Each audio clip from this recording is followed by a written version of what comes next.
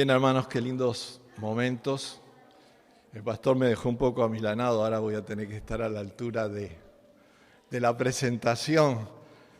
Pero gracias a Dios, porque a pesar del tiempo, vemos como la iglesia continúa.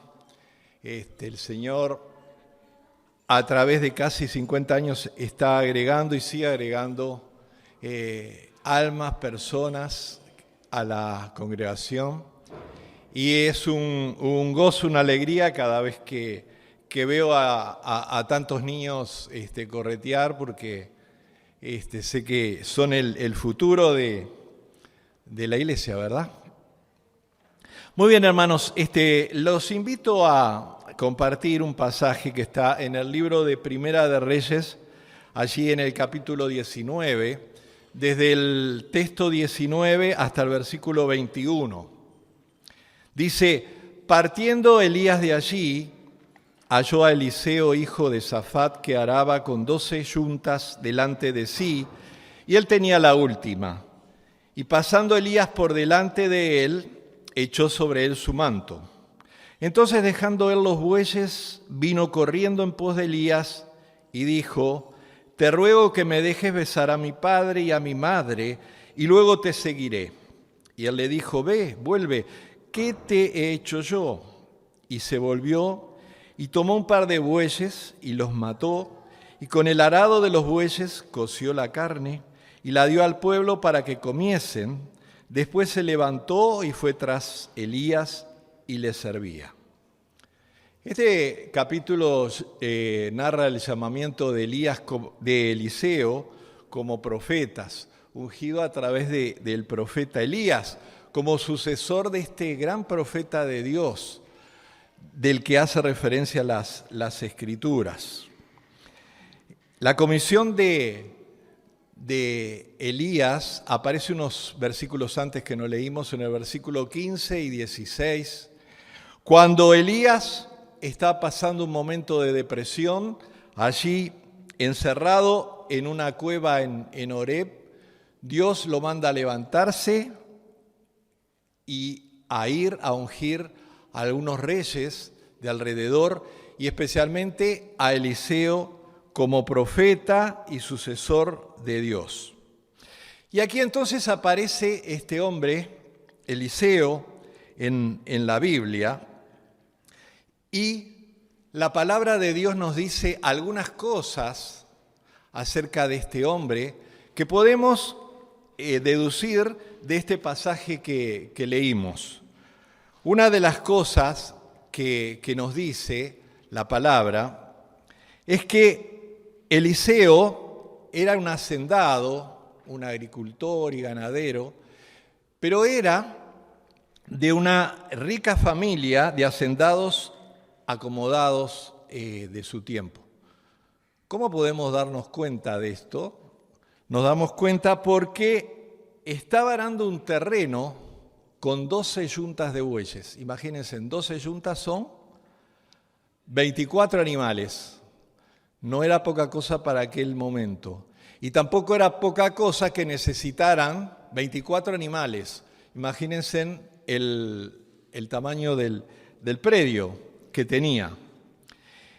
Su familia entonces tenía una hacienda, y otro detalle que nos narra el pasaje es lo que dice aquí, que de alguna manera él estaba arando atrás de todo. ¿Por qué estaba atrás de todo? Porque estaba ejerciendo un cargo como de capataz, era el que tenía la responsabilidad de la hacienda, y lo hacía con mucha diligencia, desde atrás, pudiendo supervisar a los demás, ¿no? Vemos que trabajaba responsablemente, con diligencia, ¿no? Evidentemente Eliseo había aprendido a trabajar consciente de su responsabilidad, y allí observaba a los demás obreros cómo trabajaban allí en el predio, ¿no? Salomón meditó sobre la diligencia de las personas y dice en Proverbios 12:27 que el indolente ni aun asará lo que ha cazado, pero la diligencia es un tesoro para el hombre. Este hombre no era perezoso, era diligente, por lo que encontramos y lo que vamos a encontrar hacia adelante en lo que nos narra las Escrituras. Pero otro detalle que nos da alguna información acerca de este hombre es que todavía era un hombre joven. ¿Por qué era un hombre joven? Porque sus padres aún vivían, ¿verdad? Sus padres vivían y era un hombre joven. Yo nací en una quinta, mi abuelo y mi padre eran agricultores y pasaban toda la jornada trabajando la tierra. Y les puedo decir que arar es un trabajo bastante arduo, en aquella época más, porque no había tractores, no había otros elementos para hacerlo mejor, sino que se debía trabajar con la fuerza animal, pero es también un trabajo rutinario. Eliseo tenía un trabajo rutinario, ir y venir durante el día a través del terreno de un extremo al otro. Podemos decir entonces que era un hombre hacendado, diligente, era encargado de la hacienda, era un hombre que tenía un trabajo rutinario. Y en medio de toda esa situación, imagínense ustedes cómo estaría Eliseo, estaría cómodo, no tenía necesidades económicas. En ese lugar de confort, de comodidad que vivía, se aparece Elías por mandato del Señor. ¿Y qué hace? Le tira su manto. Dice el versículo 19 que pasando Elías por delante de él, echó sobre él su manto. Y esta acción de extender el manto sobre alguien en el pasado estaba identificado con el pasaje del cargo, de la responsabilidad, el pasaje de el oficio que tenía Elías, que era un gran profeta de Dios, a Eliseo. En el caso de Elías entonces, su manto era revestirlo de autoridad. Esto no se usa mucho, nada.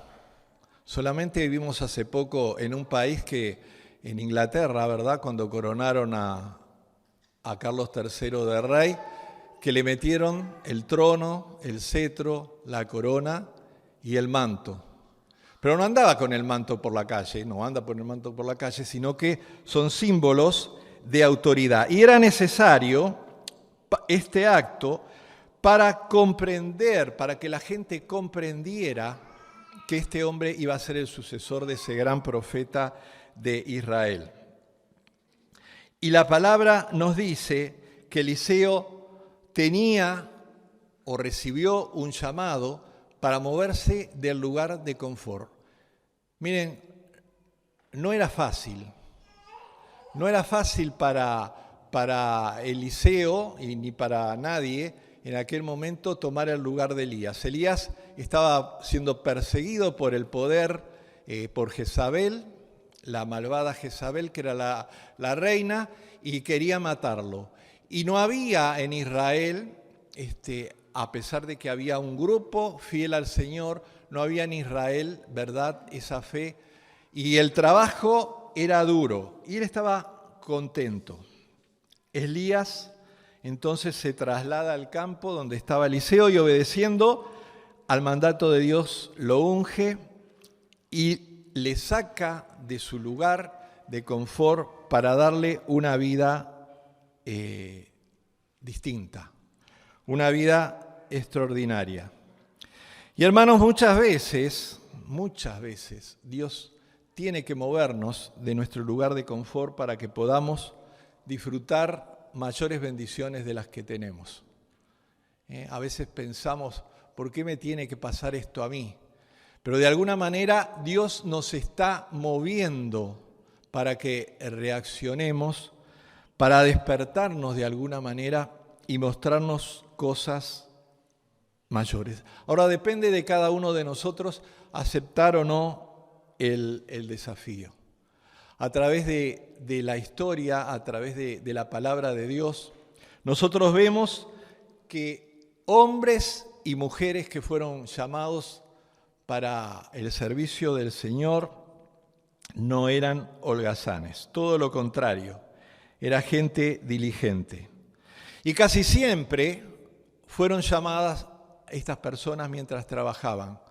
Recordemos a Moisés, allí trabajando, un trabajo rutinario, quizás cuidando las ovejas de su suegro, fue llamado a moverse de ese lugar para servir al Señor. Gedeón estaba allí con el trigo, ¿verdad? Y en la era fue llamado para servir al Señor. David estaba también cuidando las ovejas, allí olvidado, y fue llamado. Pedro, Juan, Santiago, Leví. Cuando Jesús llamó a Mateo, el episodio que se relata en el Evangelio de Mateo 9:9 dice que pasando Jesús de allí, vio un hombre llamado Mateo que estaba sentado al banco de los tributos públicos y le dijo, sígueme. ¿Y qué hizo? Le dijo, espera que termine el horario de trabajo. No. Dice, se levantó y le siguió. De los apóstoles, Jacobo y Juan, y también de Pedro, en el Evangelio de Lucas se dice lo siguiente, y asimismo de Jacobo y Juan, hijos de Zebedeo, que eran compañeros de Simón, pero Jesús dijo a Simón, no temas, desde ahora serás pescador de hombres. Y cuando trajeron a tierra las barcas, dejándolo todo, dice, le siguieron. Y no termina, ¿no? Podríamos seguir por el resto de la tarde, hablando de Felipe, otro apóstol del Señor. En Juan 1:43 dice, el siguiente día quiso Jesús ir a Galilea y halló a Felipe y le dijo, sígueme. Y meditando sobre todos estos llamados del Señor, yo también me puse a pensar de aquel día, hace ya más de medio siglo que entregué al Señor, mi vida y con avidez quería servirle, cumplir con su voluntad, hacer cosas para Él. Y me pregunté, hoy después de casi 50 años, ¿cómo estoy? Me estoy acordando de aquella disposición que tenía cuando tenía el primer amor, cuando recién lo conocí. Y la pregunta es, ¿cómo estás con esa disponibilidad de servir al Señor? Me pregunto en esta mañana, mi hermano, mi hermana, ¿tenés la misma disposición de servirle, de hacer algo? ¿O estamos contentos con venir cada domingo, recibir la palabra de Dios, ser edificados? Y bueno, vivimos el resto de la semana tratando de no pecar, de vivir esa vida que el Señor quiere.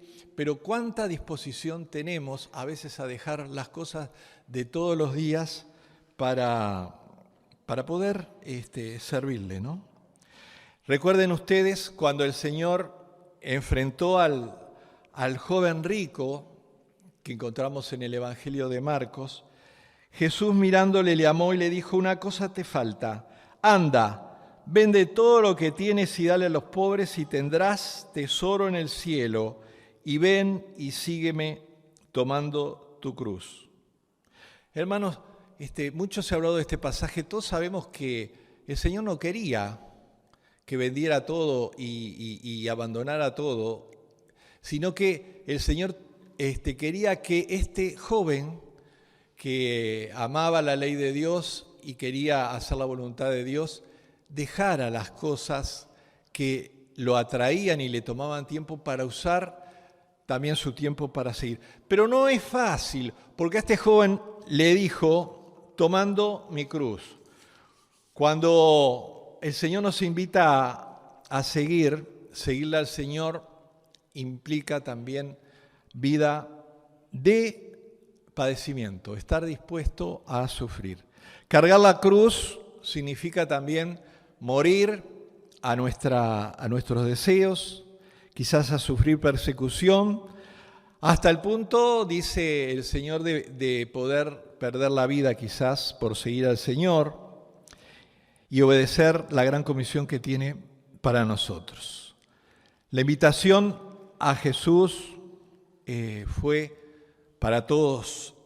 En el Evangelio de Lucas dice que dijo a otro, sígueme. Él le dijo, Señor, déjame que primero vaya y entierre a mi padre. Tenía otras cosas que hacer. Tenemos nosotros esta disposición que el Señor quiere que tengamos. No quiero decir que hoy todos aquí dejemos nuestro trabajo, renunciemos a lo que estamos haciendo y vayamos a hacer servicio misionero o a dedicarnos tiempo completo al servicio del Señor, sino quiero decir cada día, en medio de nuestros afanes de todos los días, poder pensar qué voy a hacer este día, esta semana, y cuando se presenta la oportunidad, tener la disposición de ser un siervo útil en sus manos, en las manos del Señor. Y dice el pasaje que leímos que Eliseo se volvió, tomó un par de bueyes, los mató, o sea, tenía disponibilidad de animales, y con el arado de los bueyes coció la carne y se los dio para que comiesen. Después se levantó y se fue tras Elías. Quemó la herramienta de trabajo. Dijo, chau, adiós, a su profesión de todo el tiempo. Hay un episodio que cuenta la historia. No tengo acá a Natalia, que es la profesora de historia. Le tendría que haber preguntado, pero les voy a decir por qué le tendría que haber preguntado. Fue protagonizado por el conquistador español Hernán Cortés. Y para algunos historiadores, por eso digo que tendría que haberle preguntado, la historia es un poco mítica. Le voy a decir por qué. Se cuenta que Hernán Cortés en agosto de 1519 estaba en Cuba y estaban toda la tripulación disfrutando del Nuevo Mundo. Pero Hernán Cortés quería avanzar y siguió avanzando y fue con su tripulación, cruzó el Caribe hasta a la actual Veracruz en México, pero tenía que enfrentarse al Imperio Azteca, al poderoso Imperio Azteca. Y la tripulación dice que tenía deseos de amotinarse y volver a Cuba o volver a España porque no querían seguir esa vida de estar luchando contra el imperio que habían encontrado, ¿no? ¿Y qué hizo este hombre? Dice que Hernán Cortés en una acción estratégica, ¿saben qué hizo? Le prendió fuego a las naves. Le prendió fuego a las naves. Algunos dicen que las inutilizó para que no pudieran navegar. Pero el asunto es que de alguna manera quiso dejar bien claro, tenemos que dejar atrás todo el pasado y seguir adelante, ¿no? Sea que la historia tenga algún viso de romanticismo, de fantasía, pero lo cierto es que quería a toda costa seguir adelante y quemó. Así como Eliseo quemó el arado, su herramienta de trabajo, este hombre quemó el barco. En aquel tiempo, ¿verdad?, que no tenían que decir, bueno, mandame algún barco rápido, mandame un avión para evacuar a la tripulación. Y esta mañana quisiera referirme solamente a cuatro cosas, hay muchas más, que deberíamos como hijos de Dios quemar, desechar, para que el Señor pueda estar bendiciendo. Una de las cuatro cosas es vivir como hijos de Dios atados al pasado y también teniendo cosas en nuestra vida dolorosas que no hemos logrado perdonar, porque no nos permiten avanzar. Ayer tuvimos una linda reunión de hombres aquí. Lástima los que no vinieron porque se habló del perdón y muy interesante. Nuestro hermano Osvaldo nos trajo una linda charla acerca de estas cosas, ¿no? De la ira, del perdón. ¿Y qué podemos decir de estas cosas? Yo recuerdo, esto ya lo dije alguna vez desde acá, pero lo voy a repetir porque viene para el caso lo que quiero decir. Es que allí en el año 2002, ¿recuerdan la crisis de Argentina del corralito que nos afectó profundamente? Porque le trancaron todos los fondos a los argentinos. Los argentinos, previendo, tenían todos los fondos en los bancos uruguayos y vinieron a buscarnos y nos vaciaron los bancos y provocaron una crisis tremenda en el país. En ese momento, yo luego de más de 30 años que estaba trabajando en una empresa, perdí mi trabajo. Como muchas personas, la desocupación cundió. Pero con la ayuda de Dios, luego de 3 largos años, 1 año sin trabajar, buscando trabajo y 3 largos años, el Señor fue el que solucionó la situación. El Señor fue el que estabilizó nuestra vida con la ayuda de Él. Pero hubo muchas personas, compañeras mías, que también perdieron el trabajo, que no pudieron sobrellevar la situación, porque no pudieron superar las pérdidas, lo que habían perdido. ¿Cuántas personas hay que no pueden hacer el duelo de un familiar que han perdido? Quizás de una posición económica, un bien que han perdido. No pueden solucionar situaciones en su vida de relación con ofensas o agravios del pasado. Y la palabra de Dios en Hebreos 12:15 nos dice: mirá bien, no sea que alguno deje de alcanzar la gracia de Dios, que brotando alguna raíz de amargura os estorbe y con ella muchos sean contaminados. ¿Qué es la raíz de amargura? Es todo eso que está en el corazón de las personas luego de atravesar una situación dolorosa, que puede ser traumática o no, con la cual fuimos quebrados anímicamente, desilusionados, lastimados. Y esta marca queda en nuestra psiquis y con el tiempo produce la amargura. ¿Es posible ser libre de la raíz de amargura? Sí, es posible ser libre de amargura, ¿verdad? Y la primera cosa sería reconocer esa situación en mi vida, ¿verdad? Esa raíz de amargura que no me permite seguir adelante, ¿no? Capaz que sería bueno escribir en algún papel qué es lo que provoca esta situación. Sin embargo, hay que tomar en la mayoría de los casos la firme decisión de perdonar, ¿no? Aquello que nos causó tanto daño, para sanar nuestras emociones, ¿no? Solo podremos ser verdaderamente libres de las amarguras de nuestra vida, las cuales no nos hacen bien a nosotros mismos, sino a todos los que nos rodean. Fíjense en ustedes que el versículo de Hebreos termina con esto: por ella muchos sean contaminados. ¿Qué quiere decir? Que con nuestra amargura también estamos amargando a nuestros seres queridos, a los que nos rodean, ¿no? Salomón decía: el ánimo del hombre soportará su enfermedad, mas ¿quién soportará el ánimo del angustiado? A veces, no a veces, yo creo que casi siempre nos cuesta, ¿no? Estar al lado de alguien que vive permanentemente deprimido, negativo, angustiado, viendo todo gris.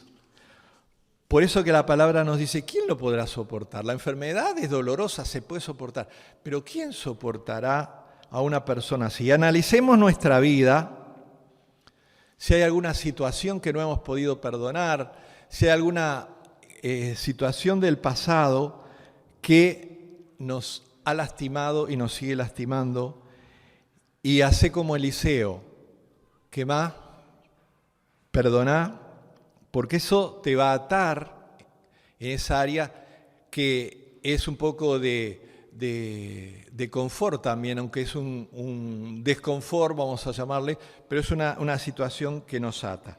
La otra cosa propia de este siglo que tenemos que quemar para seguir adelante es la ansiedad. Y la ansiedad estuvo presente en la historia en todos los siglos, a través de las épocas, pero hoy en día está cada vez más activa en los seres humanos. Toda esta situación, estos cambios continuos, estas revoluciones de las ideologías, de la ética, hace que estemos ansiosos. Y hoy, por los psiquiatras, de los medicamentos más recetados es los ansiolíticos. Los ansiolíticos. En la carta de Primera Pedro, Pedro dice que debemos echar toda nuestra ansiedad sobre Él porque Él tiene cuidado de nosotros. Y también, como ayer, nuestro hermano Osvaldo fue a buscar al diccionario de la Real Academia Española algunas definiciones. Me fui a encontrar en el diccionario con algunas definiciones de ansiedad.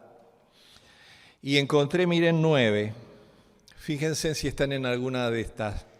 Angustia, desasosiego, inquietud, intranquilidad, congoja, desazón, zozobra, preocupación, afán. Miren, tiene más sinónimos que sopa. La verdad que todas estas cosas se encuadran dentro de lo que es la ansiedad y está emparentada con el afán, ¿no? En el griego, merimna es la traducción de griego del afán y significa preocupación que divide nuestro espíritu, que distrae nuestra mente y nos hace girar en todas direcciones. Un evento importante, una acumulación de situaciones estresantes, puede provocar ansiedad excesiva en nuestras vidas. Entonces, hermanos, hagamos como Eliseo, prendámosle fuego a la ansiedad, rompamos con ese ciclo opresor de la angustia, de la preocupación, y dejemos, como dice acá, todas nuestras preocupaciones en las manos del Señor. La tercera cosa que el Señor nos manda a quemar son las obras de la carne.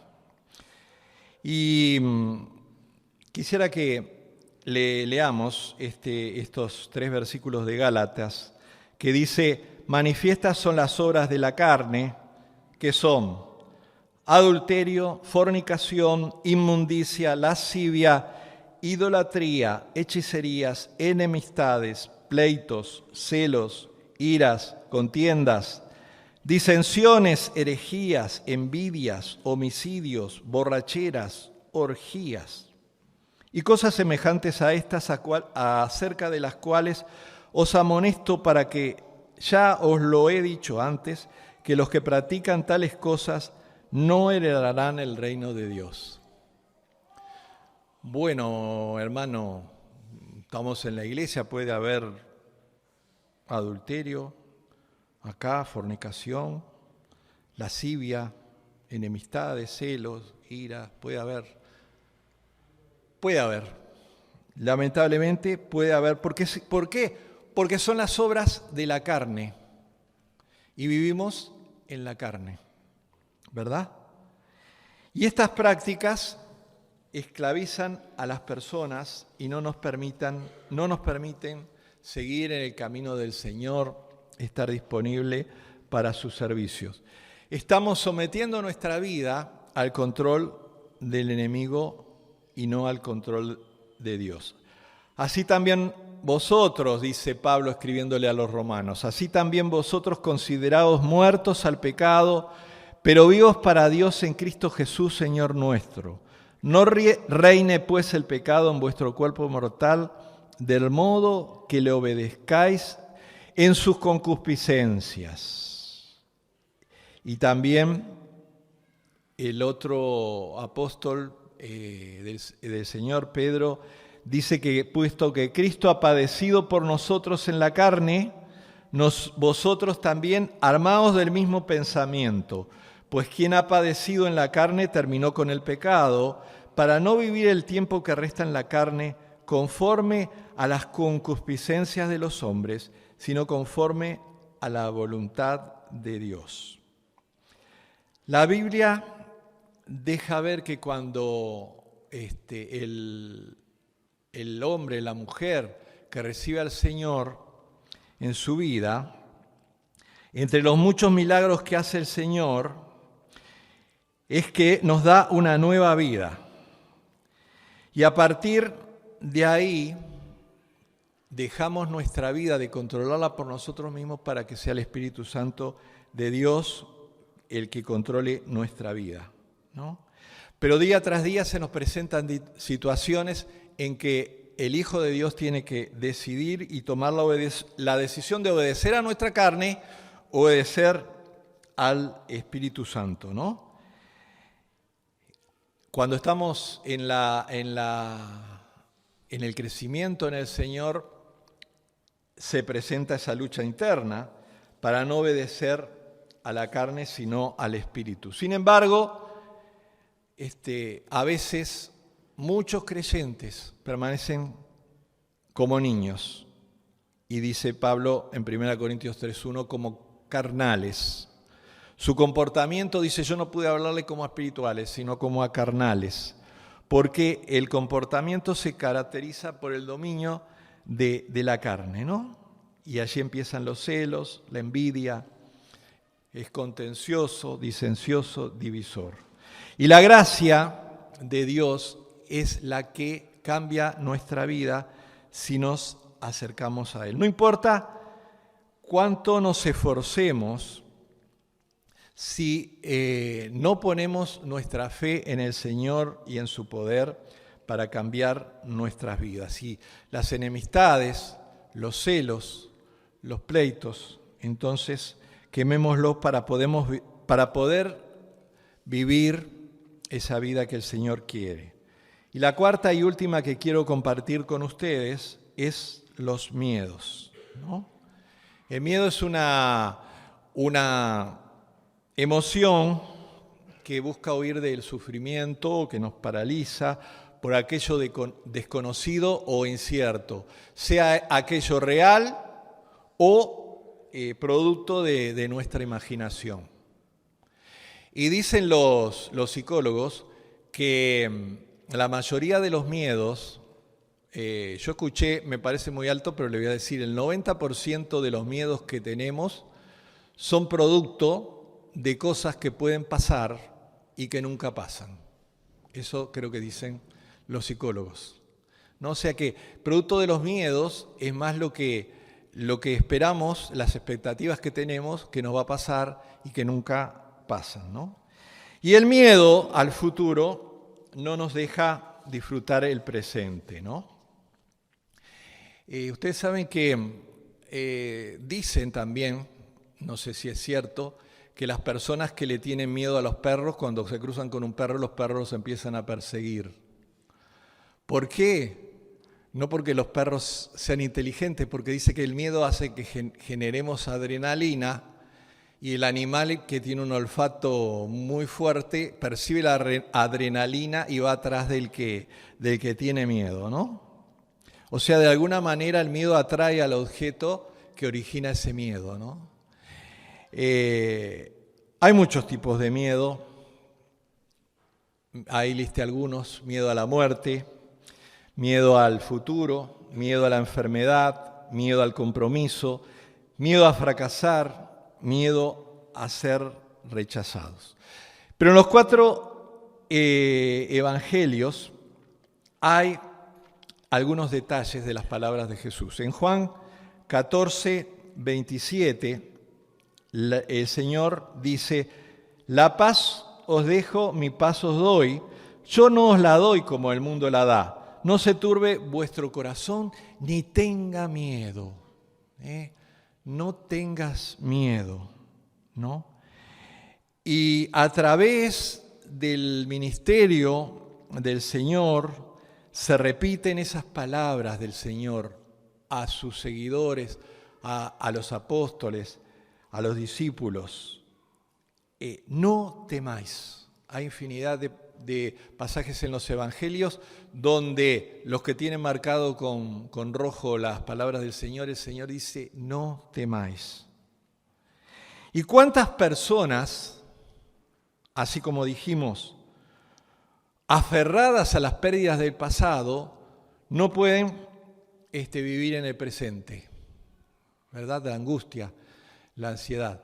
Pero ¿cuántas personas que tienen miedo o temor al futuro tampoco pueden disfrutar el presente? Que es lo único que tenemos. Ni el pasado ni el futuro nos pertenece, ¿verdad? Y hay un pasaje en 2 Corintios 5, 17 que dice: de modo que si alguno está en Cristo, nueva criatura es, las cosas viejas pasaron, he aquí todas son hechas nuevas. Y a veces utilizamos este texto para aquel que hace profesión de fe, que por primera vez recibe al Señor, y se lo decimos. Pero es para nosotros, ¿no? Tenemos que recordar que las cosas viejas pasaron y que Él cada día hace cosas nuevas. El Señor cada día hace cosas nuevas en nuestra vida. Deberíamos recordar cada día que somos nuevas criaturas y no volver a la carne, al miedo, a la angustia, al temor. Yo recordaba, mientras escribía esto, la canción que hoy aprendimos. No nos pusimos en combinación con Marcelo, pero recordé esta canción, pero la recordaba con otra letra. Es una versión mexicana, y la versión mexicana dice: Señor, por mi bien, yo quiero vivir un día a la vez. Ayer ya pasó. Mañana quizás no vendrá. Ayúdame hoy, yo quiero vivir un día a la vez, ¿no? El pasado ya no nos pertenece, el futuro, como decía la canción que aprendimos, quién sabe lo que traerá. Esta dice: mañana quizás no vendrá. Entonces, ayúdame hoy a disfrutar cada día en la compañía del Señor. Y la invitación que hace el Señor para cada uno de nosotros en esta mañana es: sígueme. Su invitación es para que dejemos a veces todo lo que nos afana, lo que nos preocupa, lo que tenemos entre manos, y que podamos tener la firme decisión de servir al Señor en lo poco o en lo mucho, en lo que el Señor nos ha puesto delante, ¿no? Estaba leyendo el capítulo 3 en esta semana del libro de los Hebreos, y ahí nos dice el escritor de Hebreos que los israelitas no pudieron disfrutar las bendiciones del reposo que Dios le dio o que quería darle debido a la incredulidad, la frialdad en su vida espiritual, el apego por las cosas materiales, ¿verdad?